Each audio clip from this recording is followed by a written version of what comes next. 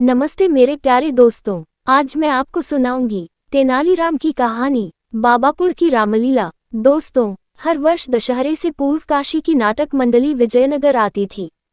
सामान्यतः वे राजा कृष्णदेव राय तथा विजयनगर की प्रजा के लिए रामलीला किया करते थे। परंतु एक बार राजा को सूचना मिली कि नाटक मंडली विजयनगर नहीं आ रही है।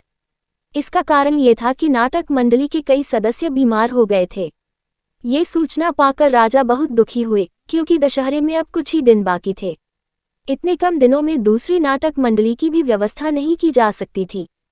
पास में दूसरी कोई नाटक मंडली नहीं होने के कारण इस वर्ष रामलीला होने के आसार दिखाई नहीं पड़ रहे थे, जबकि दशहरे से पूर्व रामलीला होना विजयनगर की पुरानी संस्कृति थी। महाराज को इस तरह दुखी देखकर राजगुरु बोले, महाराज, यदि चाहे तो हम रामपुर के कलाकारों को संदेश भेज सकते हैं, परंतु इसमें तो कुछ सप्ताह का समय लगेगा, राजा ने निराश स्वर में कहा। इस पर तेनालीराम बोले, महाराज, मैं पास ही की एक मंडली को जानता हूँ, वे यहाँ 2 दिन में आ जाएंगे और मुझे विश्वास है कि वे रामलीला का अच्छा प्रदर्शन करेंगे।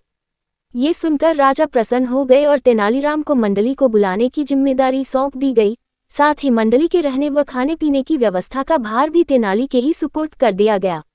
शीघ्र ही रामलीला के लिए सारी व्यवस्था होनी शुरू हो गई।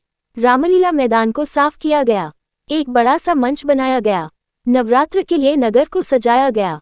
रामलीला देखने के लिए लोग बहुत उत्सुक थे, क्योंकि इसके पूर्व काशी की नाटक मंडली के न आने की सूचना से वे काफी दुखी थे, परंतु अब नई नाटक मंडली के आने की सूचना से उनका उत्साह दोगुना हो गया था। महल के निकट एक मेला भी लगाया गया था। कुछ ही दिनों में मंडली रामलीला के लिए तैयार हो गई। राजा, दरबारी, मंत्री व प्रजा प्रतिदिन रामलीला देखने आते। दशहरे के दिन की अंतिम कड़ी तो बहुत ही सराहनीय थी। मंडली में अधिकतर कलाकार बच्चे थे। उनकी कलाकारी देखकर लोगों की आंखों में आंसू तक आ गए।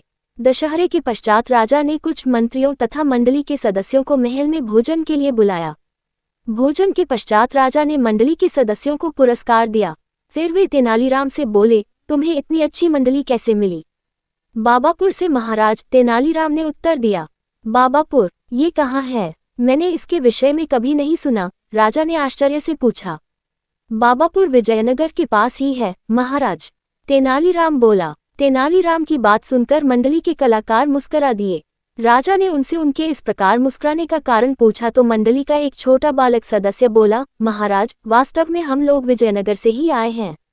तेनाली बाबा ने 3 दिन में हमें यह नाटक करना सिखाया था, इसलिए इसे हम बाबापुर की रामलीला कहते हैं। ये सुनकर राजा भी खिलखिलाकर हंस पड़े। अब उन्हें भी बाबापुर के रहस्य का पता चल गया था। धन्यवाद दोस्तों, वीडियो को लाइक करें और अपनी राय कमेंट बॉक्स में ज़रूर दें, और हाँ, चैनल को सब्सक्राइब भी कर लें ताकि आपको हमारे सारे अपडेट्स मिलते रहें।